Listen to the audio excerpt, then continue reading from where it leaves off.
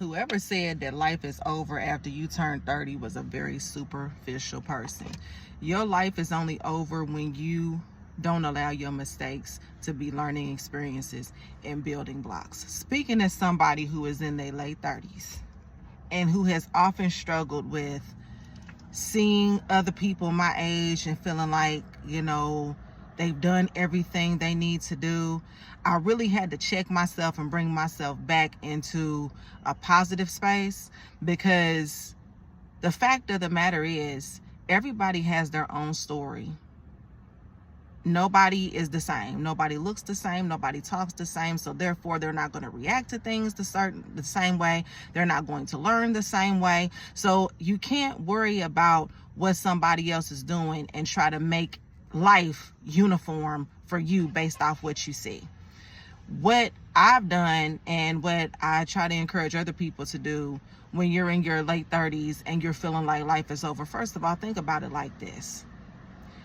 When you were in your 20s, you were learning as you went. You turn 18, you think you know everything, and you find out very quickly that you don't, and you have to spend those 20s learning. So how can someone say that life is over at 30 when you don't even know what life is before 30 to even really enjoy it? For anybody who is struggling with being older, you may even be in a mid-age crisis. Now, my daughters accuse me of being in a mid-age crisis all the time. They're trying to be funny. But if you struggle with that, and a lot of people do, go back and look at your relationships and people that, you allowed yourself to be friends with. You may still be friends with them. You may not. Think about some of the thoughts and the negative thoughts that people put in your head that you allowed to stay there, that you allowed to grow, that you continue to seeds that you continue to water, negative seeds that you continue to water, things that you agreed with that you shouldn't have agreed with. Okay. Think about all that with your new set of eyes.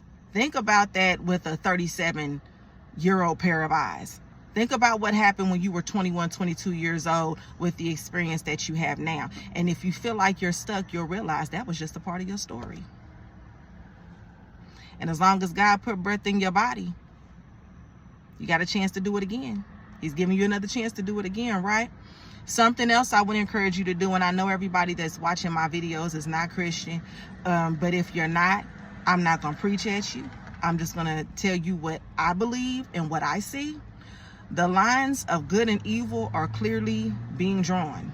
There are no gray areas anymore. We see good, we see evil, and we see them in a fight.